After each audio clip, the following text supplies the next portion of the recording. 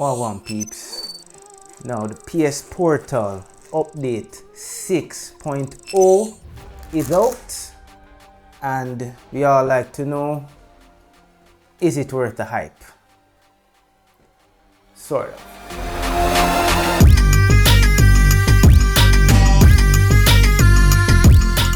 This is my PS Portal here. Press the PS button and we're in. Now this is the new home screen that we're looking at right here. It has 3 tabs here in the top left hand corner. You have your connect to the PS5, the cloud streaming, and a general search. Now to navigate, you simply press the L1 or R1 shoulder button. So very nifty. Now this is more so an iterative refinement kind of change. Not so much of a huge revolution like last year's update 5.0 was. Is it worth getting a PS Portal as a standalone device? Hell yes. And this has not changed from my last video which I made last year. If anything, it has gotten even better, and that's the important thing. Now, it's a pretty simple update, yet very welcome. Now, everything is more or less the same. You come down here in settings, it now just says cloud streaming. No longer cloud streaming beta. So this is the full shebang right here. And this works without my PS Pro being on. And yeah, gonna show you right about now. Here's my PS5 Pro right here. It is off in standby mode right there, right? In its transparent shell. Beautiful. But yeah, she's currently off. And the device here is, as you can see, full on in standalone mode here pretty much. Now you have 3 subcategories here more or less. This row of games here are the most recent games that you have downloaded and added to your library. These are the current PlayStation Plus games for the month of November here. Stray and this WRC sports racing game. So these, I just added these to my library. I didn't download them. I downloaded Alan Wake 2 and Silent Hill 2 because these were just added to the catalog recently. So those are downloaded. These 2 here are not downloaded. They're just in my library. And I'm currently playing Lies of P along with Battlefield 6, of course, for my multiplayer binge. Down here is just a little subcategory here, a overlap as I would put it, where they pretty much overlap the games that are both in the catalog and that you currently have in your library or downloaded. So it's a little weird query that they have going on right there that keeps everything nice and organized. Now you scroll down. I know I have far more games than this in my library, that is for sure. So it's based on what is currently available in their gaming catalog at this moment in time. And it's a bit weird because some people have been saying that it actually includes all PS5 games. That's not the case. One game of note that I know for sure that is not there any at all, if you go over in this search tab here, is Returnal. Now, some games aren't listed. In here, their streaming service, which has been expanded tremendously. Last year it was about more so 200 games. Now it's closer to 300, about 298 to be exact. So very nice bump. And yeah, it's a very expansive listing here of PS1, PS2, PS3, and PS4 games. Of course, they've all been optimized to run on the PS5 natively.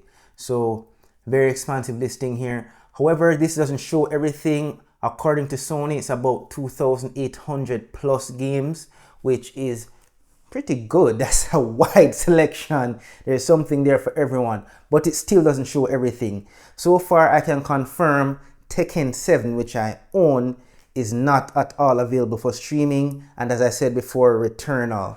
Those are 2 that I know off the top of my head. You can let me know in the comments if you know of any more.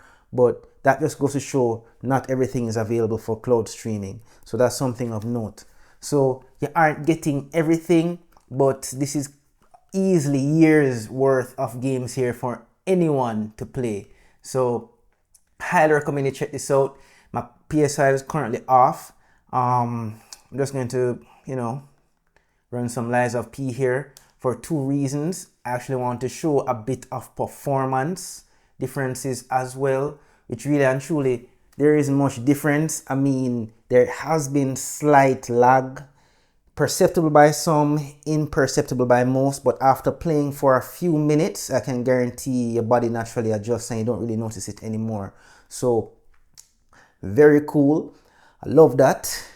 It works very, very, very well. When I'm just tired from a long day's work or school or whatever, school is out now, I'm done with school. So yeah, after work, I can chill in the bed, put up my feet, chill with wifey while she's doing her thing, playing PUBG, that's her thing. I'll be playing this. There's slight micro stutters. There haven't been much improvement in performance. We're going to show that right about now as we jump in. This is directly streaming from the cloud. My PS5 Pro is currently off, as you saw before. And here we go, some Lies of P. Vibration is very strong, and that's what I love about the Portal yet again. It feels like you're holding a hybrid PS5 controller in your hand. And here we are. I have respawned, one of the most notorious bosses here, with my frozen feast here in tow. And yeah, let's just jump straight into it. Let's grab my death ergo. Now, yeah, I'm gonna suck, guys. I'm here on camera. Yeah, I'm gonna suck really badly. Now, I fought this boss a couple of times already. Come on, you son of a bitch. All right. Ah. Whoa. No. Shit. All right. Guys, I'm used to using my my Dual Shock Edge for this. This bitch.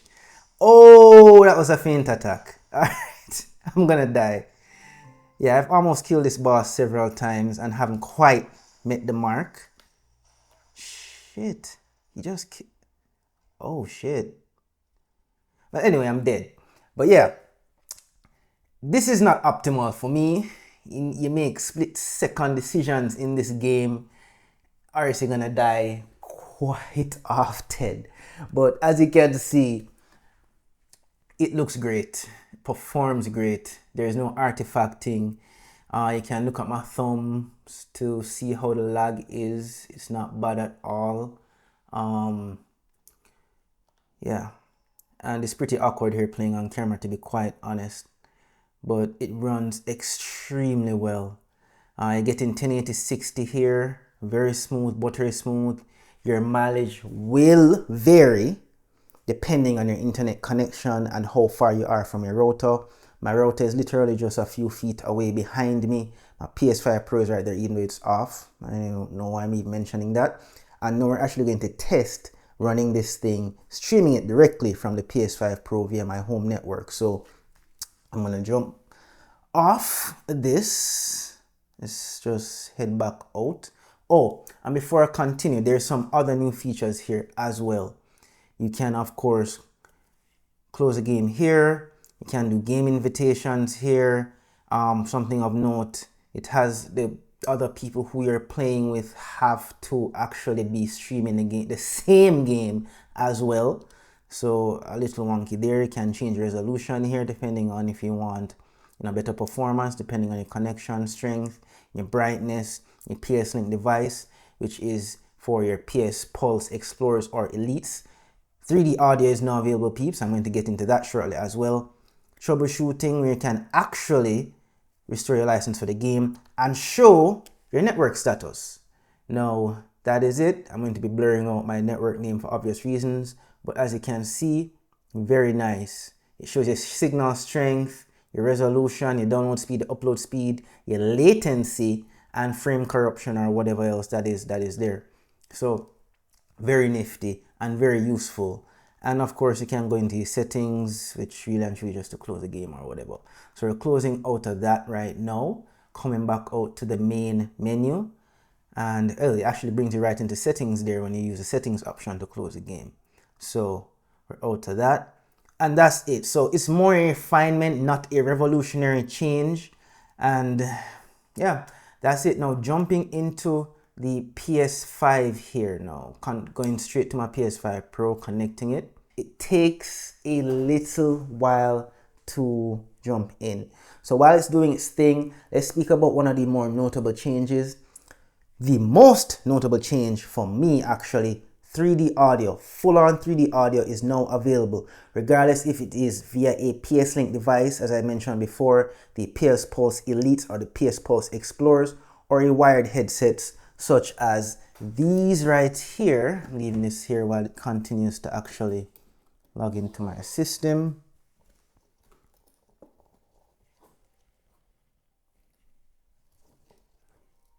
Yeah, it took a minute. My PS5 was asleep and it's actually picking up where I left off in Battlefield 6. Of course, it disconnected from the server while it was asleep. But here are my go-tos before getting the PS Pulse Elites. I'll put the name of these headsets on screen. They're pretty beautiful, very loud and very punchy. So using their algorithmic computation or whatever, I've got the name of that new revolutionary setup they have here, the PS5 going on. They can actually simulate 3D audio through any headphone more or less. So you can use something affordable such as these, which I'll leave a link to in the description below if you don't mind the wires. Or you can use these bad boys here, the Pulse Elite headsets.